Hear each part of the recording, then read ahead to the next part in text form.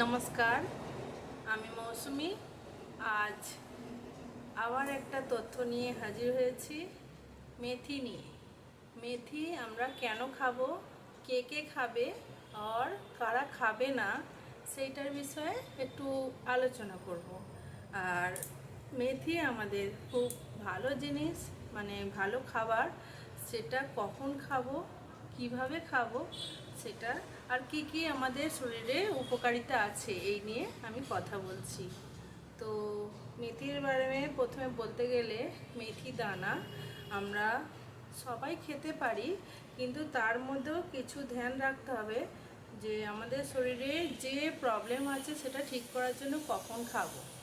মেথি দানা 1 চামচ রাত্রিরে ভিজু দিয়ে রাখতে গেলে তো আমাদের ধ্যান দিতে হবে কাঁচের গ্লাস, না হলে স্টিলের গ্লাসে আমরা ভিজাবো। ঠিক আছে, পরিষ্কার মেথি দানা 1 চামচ ভিজিয়ে রেখে সকালে খালি পেটে যদি আমরা জলটাকে পান করি আর মেথি দানাটাকে চিবিয়ে খাই, তাহলে আমাদের শরীরে অনেক কিছু উপকারিতা হয়। কারোর শরীরে যদি কোনো অ্যালার্জি থাকে তো অ্যালার্জি দূর করে, সারা শরীরে কোনো কিছু অ্যালার্জি।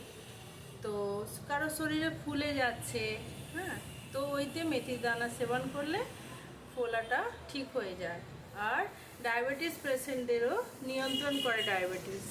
তো আর হাই কোলেস্ট্রল সব কিছু ক্লিন করে, হার্ট ভালো রাখে, আর আমাদের শরীরে এনার্জি লেভেল বাড়িয়ে তোলে। পৌষ্টিক গুণ ভরপুর আছে বলে অনেকের খিদে পায় না। তারপরে হচ্ছে মাঝে মাঝে জ্বর লেগে থাকে, সর্দি কাশি লেগে থাকে। তো নিয়মিত যদি আমরা গুনগুনা গরম জলেতে মেথি দানা ভিজু দিয়ে রেখে সকালবেলা গুনগুনা গরমেতেই আমরা মেথি দানাটা চিবিয়ে খেতে আর জলটা পান করলে, তাহলে আমাদের এইসব সমস্যা থেকে দূরে থাকবো। তারপরে অনেক লেডিস জেন্টস, মানে নারী পুরুষদের গোপন রোগ থাকে, ওই থেকেও বাঁচতে পারি। তো কোনো মহিলার বন্ধ্যাত্ব আছে, ওটাও কিন্তু মেথি দানা সেবন করলে রোজে বন্ধ্যাত্ব কেটে যায়, আবার বাচ্চা দেওয়ার ক্ষমতা রাখে।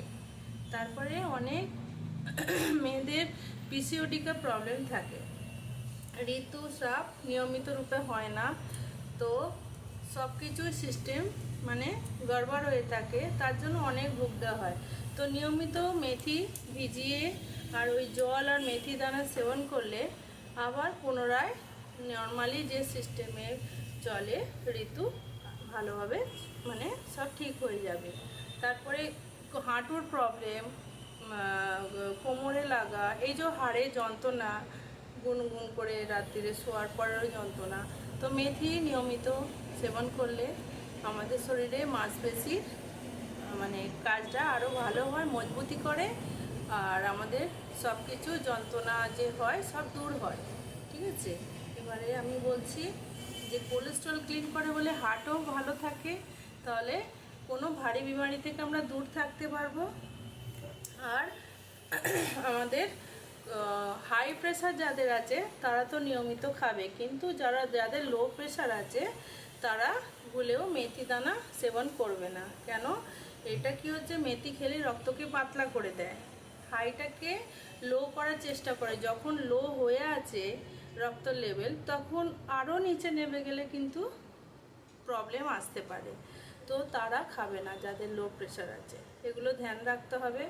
আর মেথিকে অনেক রকমভাবে খাওয়া যায়। কেউ জলে ভিজিয়ে সেবন করতে পারে, চিবিয়ে খেতে পারে দানাগুলো সকালবেলা খালি পেটে, আর জলটা খেয়ে নিতে পারে। আবার কেউ শুকনো কড়াতে মানে মেথিটাকে হালকা গরম করে পাউডার বানিয়ে রাখতে পারে।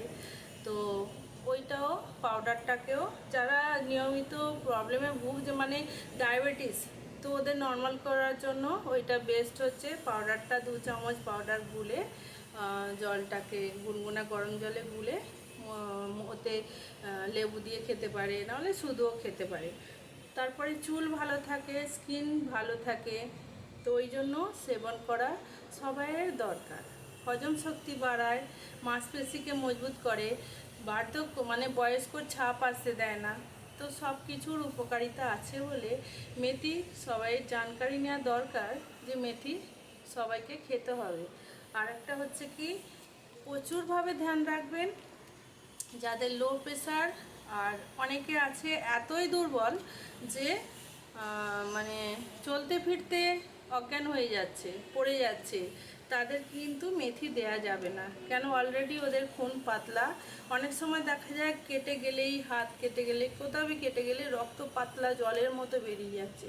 তো রক্ত জমাট বাঁধতে দেয় না, মেথির গুণ আছে। তাহলে যাদের পাতলা তাদের মেথি আমরা সেবন করতে দেবো না। আর যাদের গাঢ় হয়ে গেছে, পাতলা করার জন্য মেথি সেবন করতে হবে।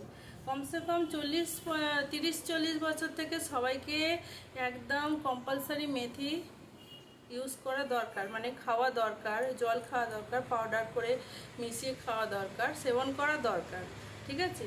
তো ছোট বাচ্চাদেরও ধ্যান রাখবেন, দেওয়ার জন্য কৃমিনাশক আছে।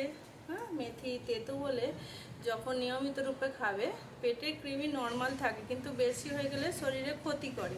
তো কৃমি নাশ করে, পিঠে লাগা দূর করে। হ্যাঁ, গ্যাস অ্যাসিডিটি থেকে বাঁচানো যায়, সর্দি কাশি থেকে দূর করা যায়, হাজারে গুণ আছে।